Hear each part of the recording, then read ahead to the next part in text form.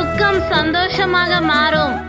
யோவான் 16ஆம் அதிகாரம் 20ஆம் வசனம். Your sorrow will be turned into joy. John chapter 16 verses 20.